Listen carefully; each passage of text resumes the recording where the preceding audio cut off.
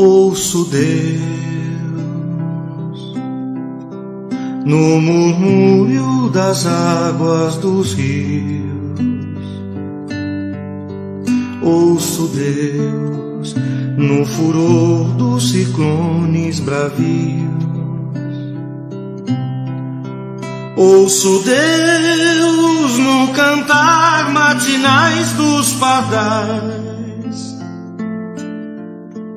Ouço Deus no lamento de pobres mortais. Vejo Deus nas estrelas perenes de luz.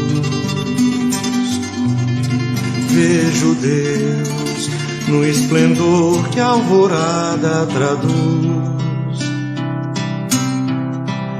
Vejo Deus no suave perfume da flor. Vejo Deus no adeus companheiro da dor. Sinto Deus na saudade que evoca a lembrança. Sinto Deus no morrer de febris esperanças. Sinto Deus na tristeza de ver-te partir. Sinto Deus na tua volta, irmão, a sorrir. Ouço Deus no murmúrio das águas dos rios. Vejo Deus no furor de ciclones bravios. Sinto Deus no cantar matinais dos pardais. Ouço Deus no lamento de pobres mortais.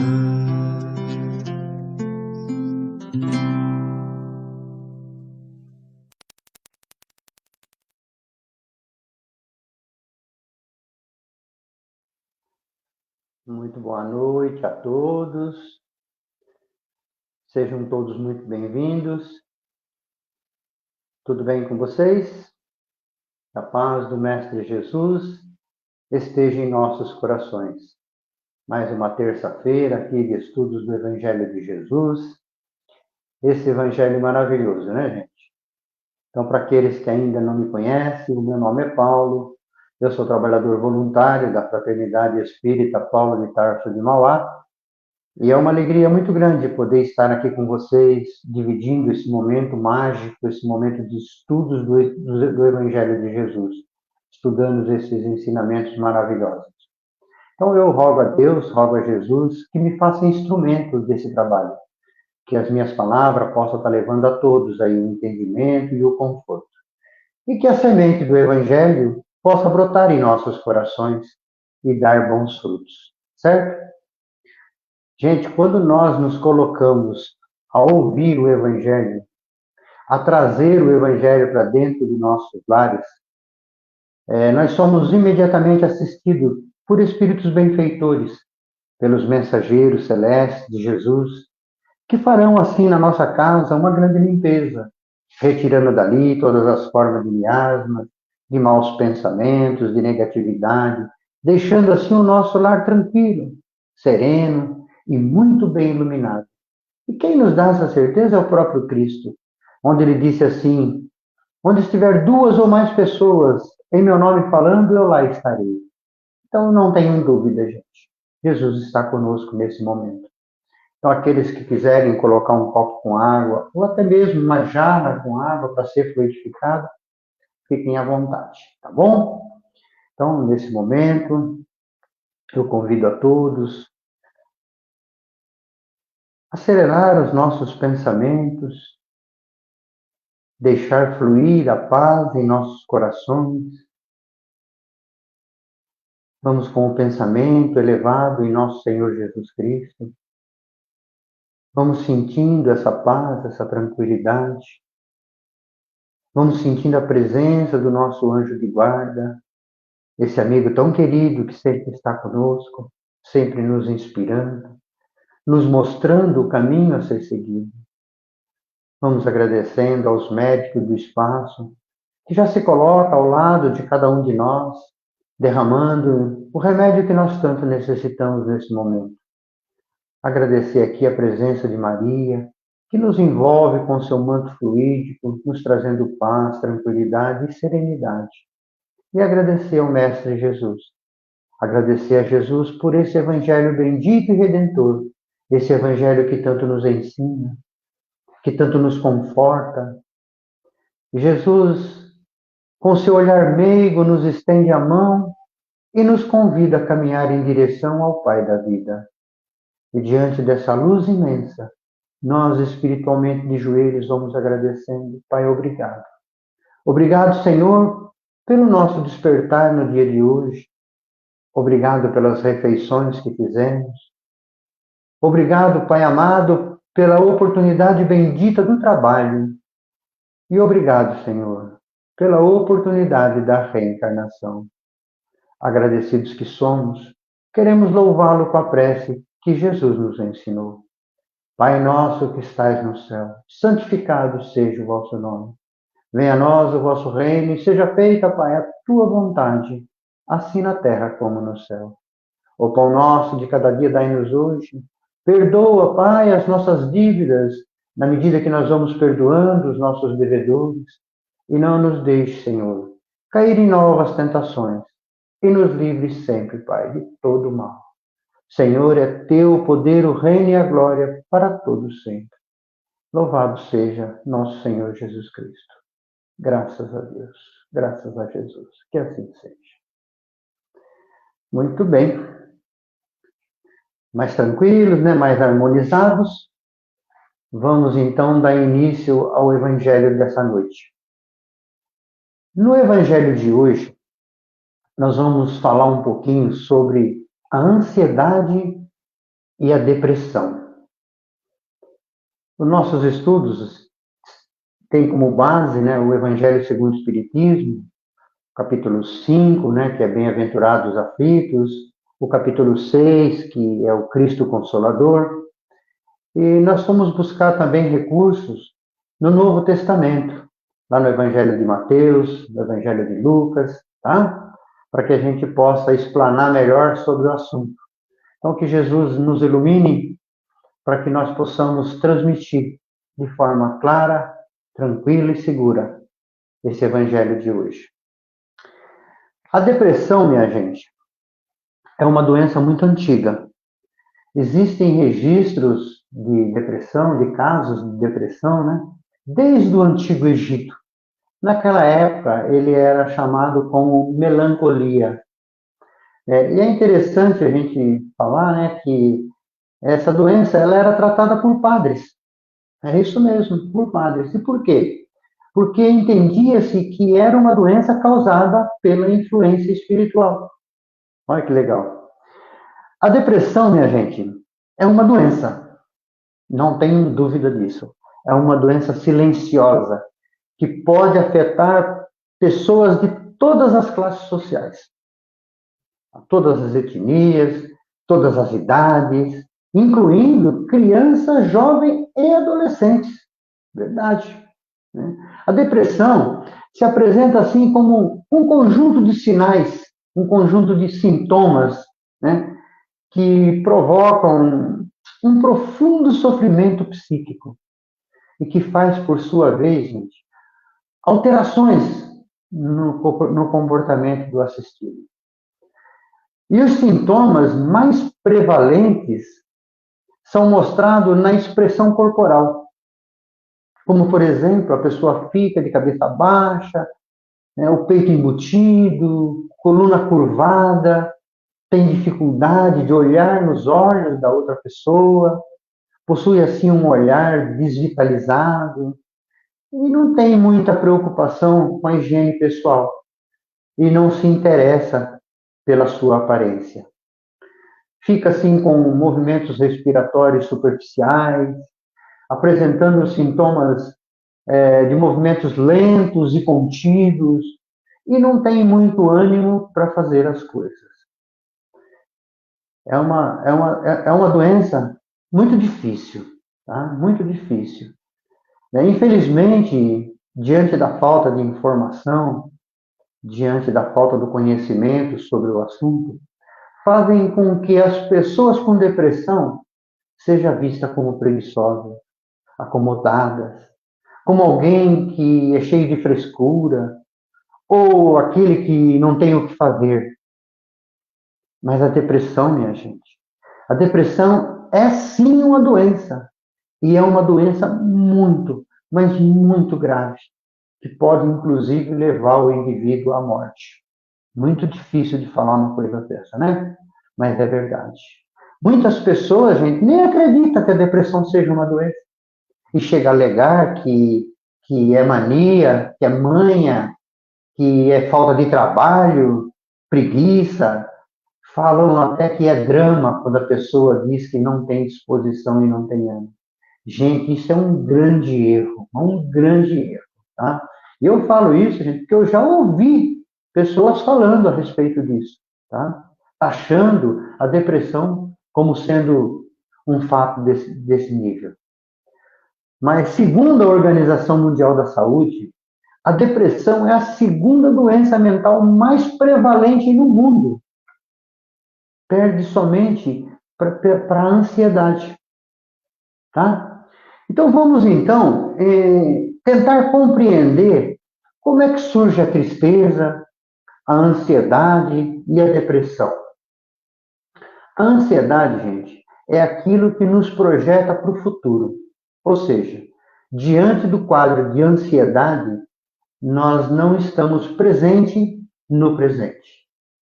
Assim sendo, a ansiedade é a preocupação com o depois. Por exemplo, nós estamos aqui ouvindo o Evangelho, mas pensando, será que vai dar tempo de eu ver a novela? Será que vai dar tempo de eu ver o jogo? Muito bem. A tristeza é diferente. É uma reação emocional até normal, devido que às inúmeras situações frustrantes com que acontece na nossa vida. Mas essa emoção, ela costuma ser passageira. A tristeza é uma emoção que costuma ser passageira. Normalmente, esse período de tristeza não excede 6 ou 8 semanas. E a pessoa tem consciência dos motivos que causam o sofrimento. Já a depressão é diferente.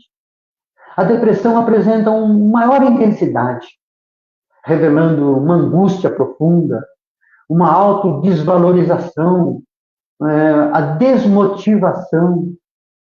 E esse ciclo, gente, pode se prolongar por meses e às vezes até anos. E com isso, minha gente, vai comprometendo a sua vida pessoal, a sua vida social, a sua vida profissional e compromete também, gente, a rotina da vida dos familiares. Muitos familiares, às vezes, têm que deixar emprego, têm que mudar totalmente de vida para poder cuidar de uma pessoa deprimida. Porque esse estado, ele carrega conteúdos inconscientes e processos psicológicos. E essa situação, frequentemente, requer um apoio de profissionais especializados, como um médico, como um psicólogo ou outro tipo de terapia. A psiquiatria classifica a depressão como unipolar, que é o transtorno depressivo maior, e a bipolar, que é o transtorno bipolar, que a gente tanto conhece, não é verdade? O unipolar, que é o transtorno depressivo maior, a pessoa sente uma tristeza profunda, acompanhada de falta de interesse pela vida e das atividades prazerosas que a vida pode oferecer. Já na depressão bipolar, que é o transtorno bipolar, as pessoas podem apresentar episódios de depressão. Entretanto, elas também apresentam momentos de euforia, Nós podemos dizer, então, que a depressão é classificada como sendo uma perturbação do humor, um estado de mal-estar com baixa atividade geral. E esse estado vai levando a pessoa a um sentimento íntimo muito profundo, promovendo ali a desesperança, a falta de fé em Deus, deixando de acreditar em si mesmo e até na própria vida. Então, a depressão, gente, é uma doença que está ligada diretamente ao passado e ao futuro, manifestando ali sentimentos de culpa, sentimentos de incapacidade, sentimentos de perda. E, frequentemente, nós vivemos essas duas situações, a projeção do futuro e a prisão no passado. Quando, na verdade, nós deveremos viver o presente, o aqui, o agora, que é a única realidade que existe. Se nós não estivermos presente no presente, nada se realiza. Ficaremos tristes, melancólicos, e às vezes nós preferimos ficar vivendo as lembranças sonhadas no passado, ou também a esperança não realizada no futuro. Isso é um fato. Muitos ficam imersos no mundo de fantasia. Ah, se tivesse sido assim. Ah, se tivesse acontecido daquele jeito. Nós temos que lembrar, minha gente, que o que está feito. E seguir em frente. Arregaçar as mangas e seguir em frente. Lá no Evangelho de Mateus, Jesus ele diz assim: não vos inquieteis com o dia de amanhã, pois o amanhã trará as suas próprias preocupações, basta a cada dia o seu próprio mal. Então, quando vivemos o presente, nós podemos usufruir de momentos de felicidade importante. É isso mesmo. Viver momentos de felicidade importante. Jesus ele fala assim: no mundo tereis aflição. Ele nos traz esse alerta.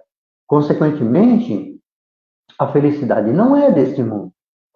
Nós vivemos aqui, gente, momentos de felicidade que precisam ser buscados a todo instante. Allan Kardec, na questão 920 do Livro dos Espíritos, ele questiona a espiritualidade a respeito. Ele fala assim, pergunta, né? Pode o homem gozar de completa felicidade na Terra? E os benfeitores espirituais respondem, não. Por isso é que a vida lhe foi dada como prova e expiação. Dele, porém, depende a suavização de seus males e de ser tão feliz o quanto possível na Terra. Mas Jesus ele é muito misericordioso. É tão misericordioso que, da mesma forma que ele nos traz esse alerta das aflições, ele nos traz também um belo convite.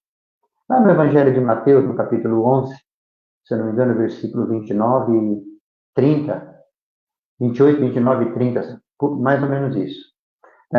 Lá ele nos faz um convite maravilhoso, onde ele fala assim: vinde a mim todos que estáis cansados, oprimidos e sobrecarregados, eu vos aliviarei, disse ele.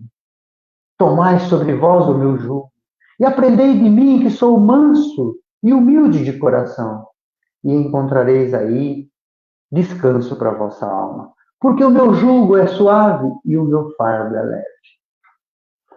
Então, quando Jesus ele diz, tomai sobre vós o meu jugo, ele nos convida, né, com a sua humildade, a sua simplicidade, a dividir o peso da nossa cruz com ele. Olha que coisa maravilhosa.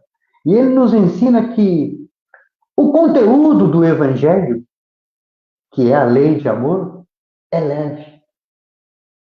Muita gente tem medo do conteúdo do Evangelho, porque o conteúdo do Evangelho nos remete a um mundo diferente, a uma qualidade de vida diferente. E muitas vezes ficamos com medo dessa mudança.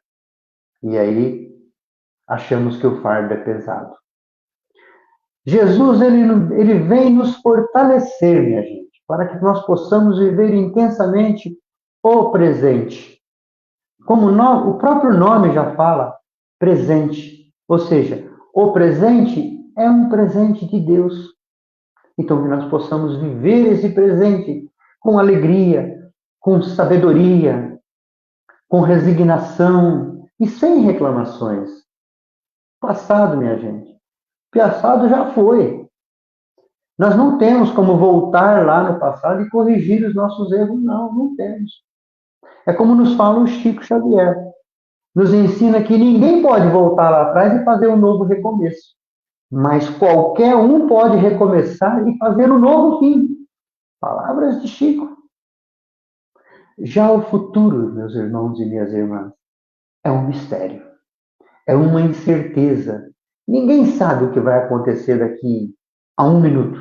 Não, ninguém sabe. O Chico, né, recorrer novamente ao Chico, ele tem uma outra mensagem que ele fala assim: se tiver que amar, ame hoje. Se tiver que sorrir, sorria hoje. Se tiver que chorar, chore hoje. Pois o importante é viver o hoje. O ontem já foi. E o amanhã talvez nem venha. Por isso a necessidade de se viver o presente, semeando boas sementes, para que no futuro nós possamos colher bons frutos, que nós possamos ter boas colheitas. É uma proposta, é um caminho. Então vamos ver como identificar uma pessoa com sintomas depressivos.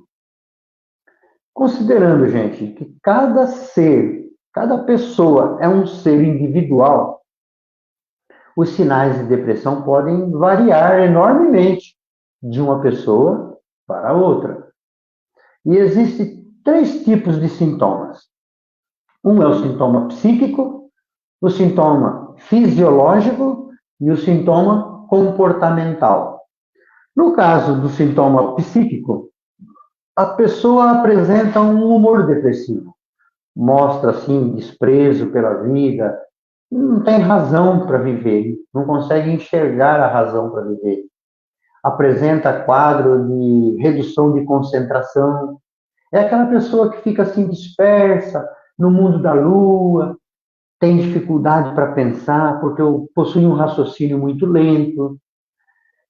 Agora, já os sintomas fisiológicos, a pessoa apresenta assim um estado de fraqueza, de cansaço, de indisposição.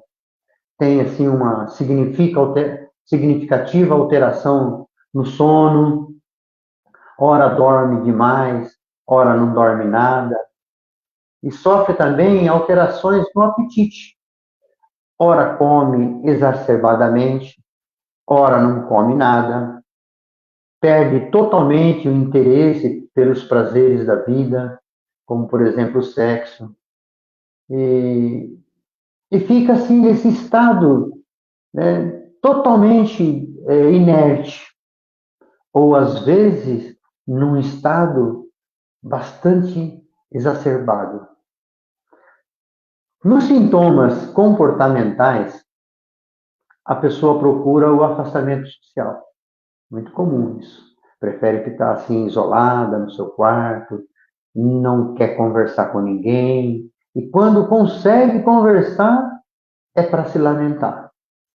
E é muito comum a pessoa apresentar crises de choro constante. É muito natural.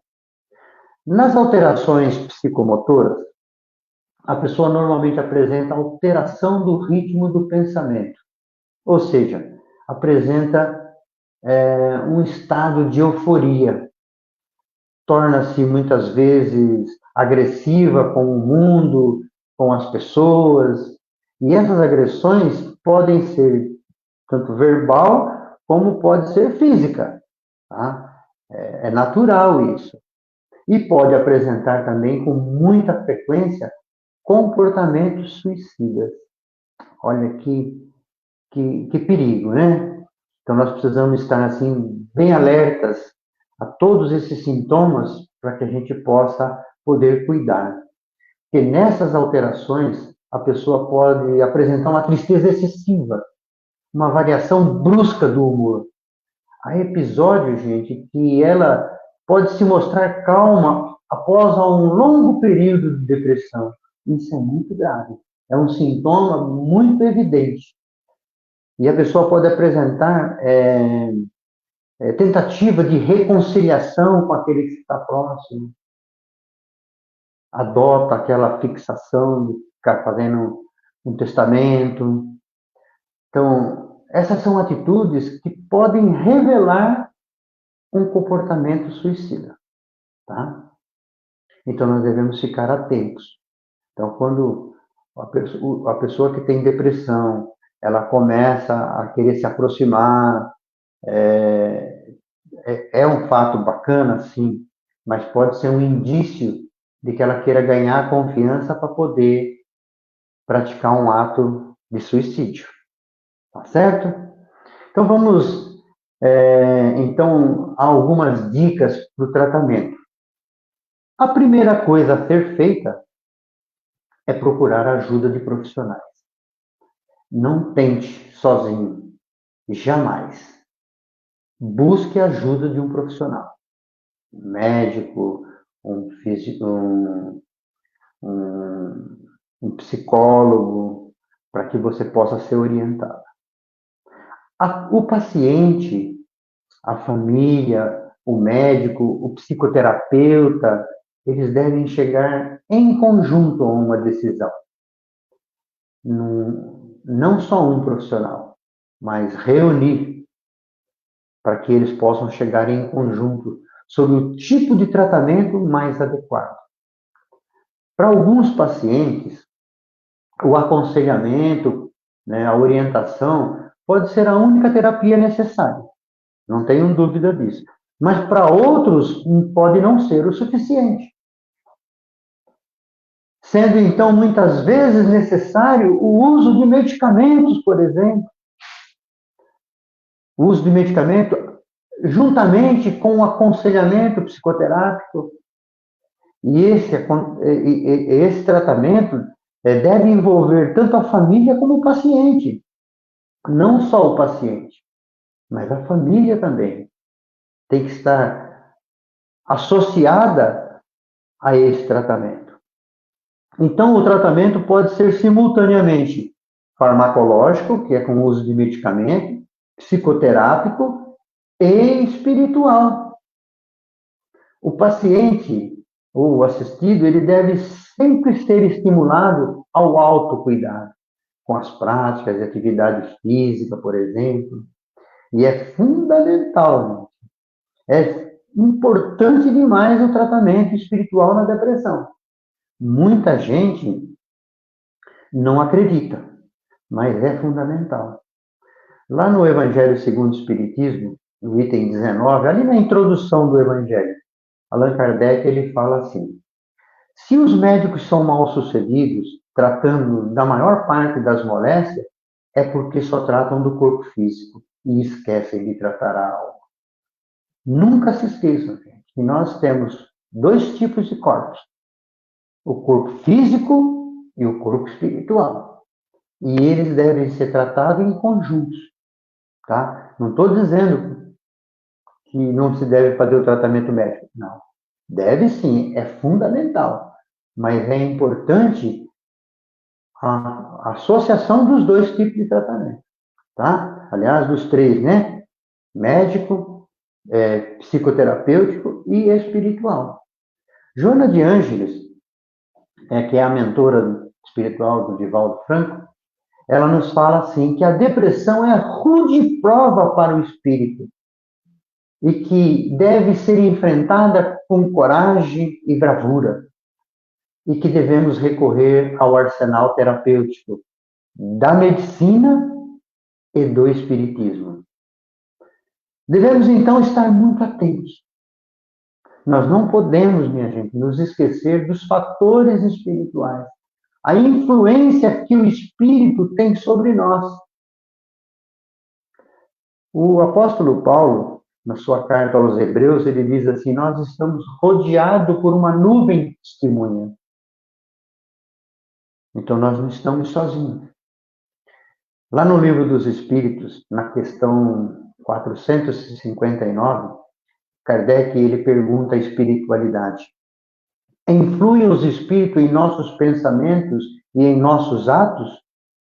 E os benfeitores respondem: muito mais do que imaginais. Influem a tal ponto que de ordinário são eles que vos dirigem. Por isso é que Jesus fala, né? Recomenda, né? Orai e vigiai. Não é para vigiar o vizinho, não é para vigiar a mulher, o marido, não. É vigiar aqui, ó, os nossos pensamentos, os nossos atos, como é que anda? E no tratamento espiritual, minha gente, se faz necessário um culto no lar, que a gente chama de evangelho no lar, que é fundamental, minha gente, para que possa manter as boas energias no ambiente do nosso lar. E o que é o culto no lar ou o evangelho no lar? Esse culto no lar, esse evangelho no lar, não é invenção do Espiritismo, não. Tá? Quem fez o primeiro culto no lar foi Jesus, na casa de Simão Pedro. Tá? Quando eles estavam reunidos lá em volta da mesa e a conversa começou a tomar um rumo, né? Jesus chama a todos e fala para fazer o culto no lar. O evangelho no lar, minha gente, é uma reunião em família, onde se estuda os ensinamentos trazidos por Jesus. Com esses ensinamentos sendo falado, né, como nós não estamos sozinhos, nossos irmãozinhos espirituais também vão ouvir os ensinamentos de Jesus. E com isso vão, como nós, aprender. E como fazer, então, esse evangelho no lar? Vamos lá. Primeiro, escolha um determinado dia e hora da semana. Por exemplo, domingo, às 20 horas. Então, eu determinei que todo domingo, às 20 horas, eu vou fazer o evangelho no lar. É só um exemplo, mas pode ser segunda, terça, quarta, quinta, pode ser de manhã, pode ser à noite, pode ser à tarde, pode ser de madrugada, tá certo? Primeiro passo, coloque um copo, um recipiente com água para ser fluidificada. Pode ser aí um copo, pode ser uma jarra d'água para a família, tá certo? Aí então, em seguida, vamos fazer uma prece inicial. Essa prece, gente, deve ser uma prece muito simples, mas objetiva. Deve ser breve, tá? Não com muitas palavras, tá? Não é com muitas palavras que nós vamos alcançar Deus. Não, é com o sentimento do coração. Porque através de uma oração simples, né? Uma oração que expresse o nosso sentimento do coração.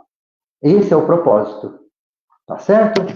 Em seguida, abra o Evangelho, ou o livro que você tenha de preferência, né? Uma Bíblia, sei lá, qualquer leitura edificante, tá? De preferência o Evangelho, né? E abra o Evangelho e leia um trecho do Evangelho. Não precisa ser grande, um trecho pequeno, tá? Essa escolha, ela pode ser sequencial no Evangelho ou ela pode ser aleatória. Então, você pode, por exemplo, começar no capítulo 1 e ler um trechinho do capítulo 1. Na outra semana, ler o outro trechinho de baixo. Ou pode ser aleatório. Você abre o Evangelho, aonde cair, você lê aquele trechinho. Tá certo? Em seguida, vai comentar o trecho que foi lido. Né? Vamos nos lembrar aqui que comentar não é discutir, tá? E sim expor o pensamento de cada um da maneira que ele entendeu. A participação de todos nesse comentário é muito importante, tá? Porque fixa o estudo que foi feito naquela noite. Em seguida, vai fazer uma vibração, né? Emitindo pensamentos e sentimentos elevados, assim, em favor dos que sofrem, né? Vibrações para harmonização dos lares que estão desajustados, vibrar pelo próprio lar, e em seguida fazer uma prece de encerramento, que deve ser uma prece simples e objetiva, uma prece que vem do coração, nada de prece decorada, nada disso. Parece simples. É como se estivesse conversando com o pai. E caso, minha gente, o paciente, né, não queira participar do evangelho, não tem problema, tá? Não o force. Você poderá fazer com outros membros da família, até mesmo só. Só entre aspas, né? Porque você não estará só, né? Estará ao seu lado espíritos benfeitores. Os mensageiros celestes estão ao seu lado, tá bom? A água fluidificada. A água fluidificada, que será fluidificada durante o evangelho, lembra que nós falamos? Colocar um recipiente com água, também é de suma importância. Por quê? Porque ali é colocado o remédio necessário tanto para o assistido como para os familiares. Só lembrando que as águas a ser fluidificadas, elas devem ser colocadas em recipientes diferentes. Um recipiente para o assistido, por exemplo, pode ser o copo com água, e a jarra de água que será para a família, tá? Porque os remédios são colocados especificamente para cada um. Tá? No caso da família, é generalizado, tá bom? No tratamento da depressão, gente, a família é fundamental. É nela, gente, que o paciente vai encontrar apoio e que vai encontrar conforto. Lembre-se, nunca se esqueça, a depressão é uma doença e deve ser tratada como tal. No tratamento da depressão, a família é fundamental, gente. Eu volto a dizer, tá? Assegurar o tratamento médico ao paciente é de suma importância. E isso é uma tarefa da família, porque às vezes o assistido não tem condições de, de executar essa tarefa. A paciência, gente, a paciência é algo fundamental nesses casos. Às vezes não, quase sempre, a convivência com uma pessoa deprimida ou uma pessoa ansiosa é muito difícil. Não tenham dúvida disso. É muito difícil. Mas aí, ó, tá uma grande oportunidade, né, para que a gente possa exercitar a paciência, né? Bacana, né? É muito importante, gente, a gente saber ouvir o paciente. Por mais cansativo que seja, mas ouvir ele. Mostre a ele que você o compreende, que você o ama. Respeite-o. Respeite-o.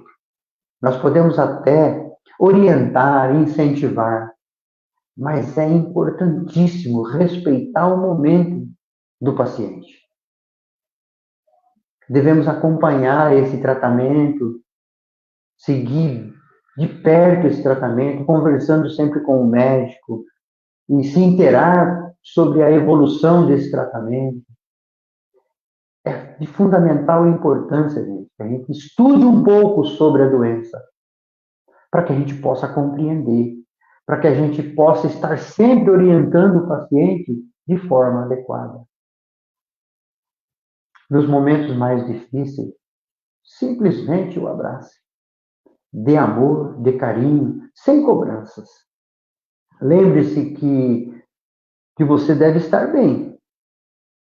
Então, não se esqueça de cuidar de você também. E faça isso sem culpa. É muito importante. O alicerce tem que ser forte. Então, você tem que estar bem.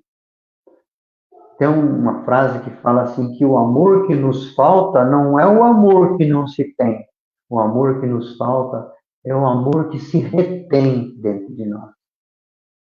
Então, que possamos nós deixar esse amor eclodir dentro de cada um de nós. Que possamos, assim, como nos orienta Jesus, fazer brilhar a nossa luz. Que possamos, assim, olhar no espelho e enxergar um ser que é filho de Deus. E perceber, gente, o quanto nosso Pai nos ama. Que nós sejamos fortes, perseverantes nessa luta contra a depressão. Muito obrigado, gente. Então vamos mais uma vez fechando os nossos olhos, agradecendo a Deus, nosso Pai Todo-Poderoso, agradecendo a Jesus, o nosso Mestre querido, por essa luz bendita que Ele derrama sobre nós nesse momento, e que essa luz bendita possa, nesse instante, alcançar a mente dos dirigentes de nações, principalmente dos países que se encontram em conflito, em guerra, que essa luz possa alcançar aqueles que perambulam pelas ruas sem um teto para morar, que essa luz possa alcançar as penitenciárias, os hospitais, os asilos, os orfanatos, os manicômios. Nós te pedimos, Pai, que essa luz possa, nesse instante, chegar na casa dos nossos familiares e que ali possa tocar cada coraçãozinho, despertando o amor, a compreensão e o perdão. E que um pouco dessa luz, Pai, fique conosco, para que tenhamos força, coragem e perseverança na nossa mudança interior. Permita, Pai, permita que essa luz fique lá na casa Paulo de Tarso, onde ela possa ser vista ao longe como um farol, representando ali, Pai, um pronto socorro espiritual. Obrigado, Senhor, e obrigado a Jesus. Louvado seja nosso Senhor Jesus Cristo. Graças a Deus.